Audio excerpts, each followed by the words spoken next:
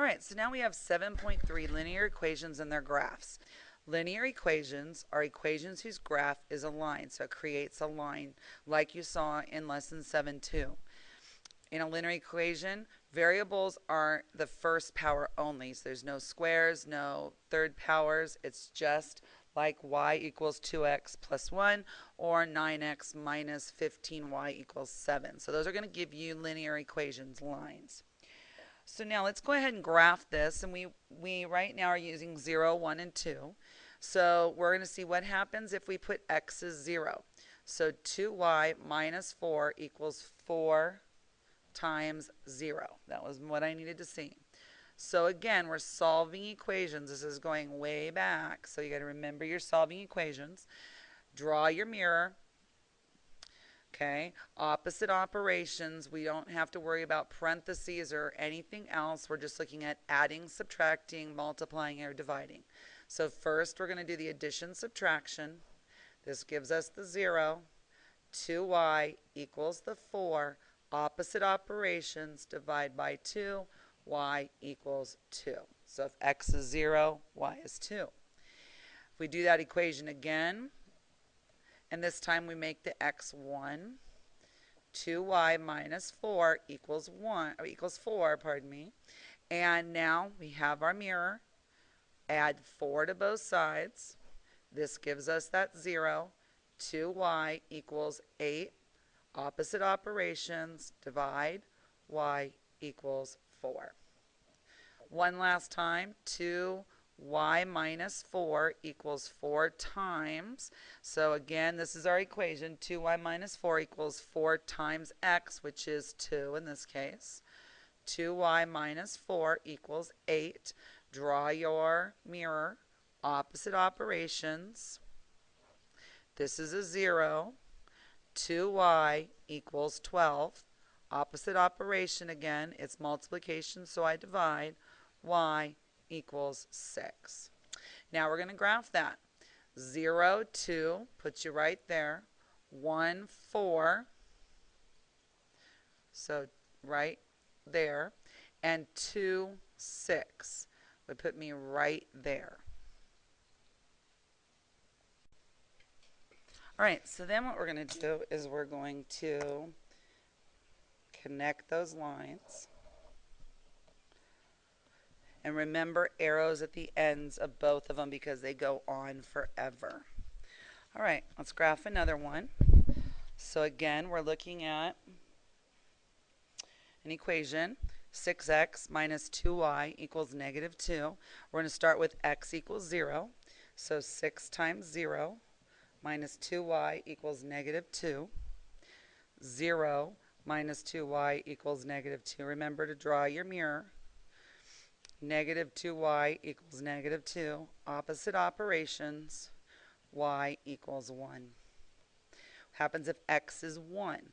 So 6 times 1 minus 2y equals negative 2. So I get 6, draw my mirror, sorry about that, minus 2y. Opposite operations, this is a positive 6. We're going to subtract it from both sides. This gives me a 0.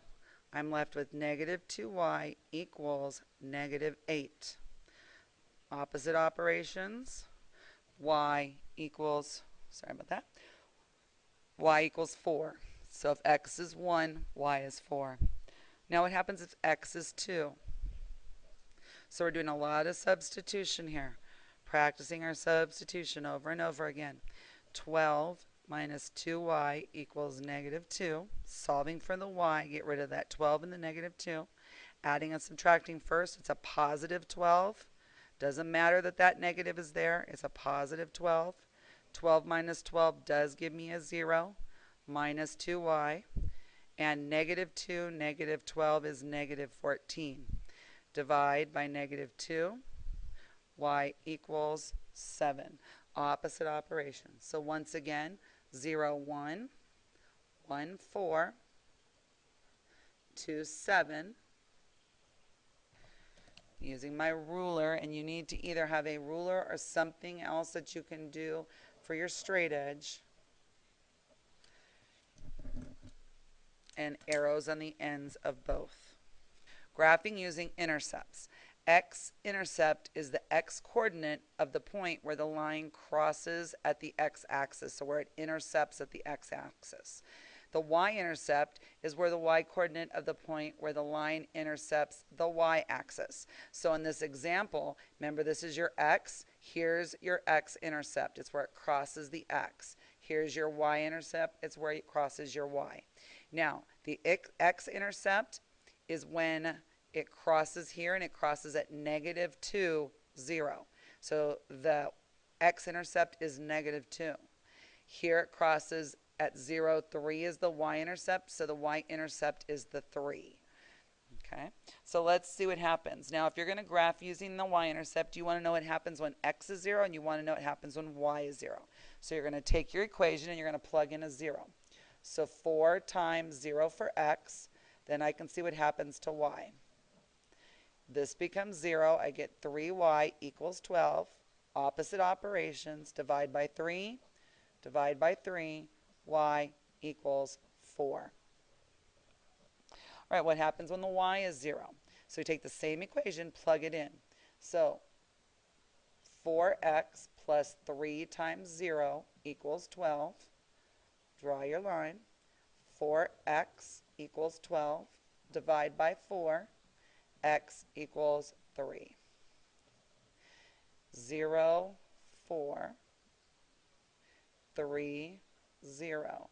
Now you really truly only need 2 points to graph.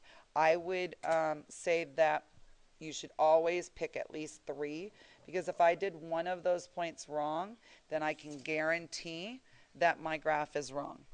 But if I have a third backup point and it's way over here, then I know something's wrong and it'll warn me. But if you're just going to use the x and the y intercept, I'm going to require you to do one more point to make sure that your graph is working. So you can do it before or after you draw it. So now we're going to see what happens when x is 1. So we'll do 4 times 1, and yep, plus 3y equals 12.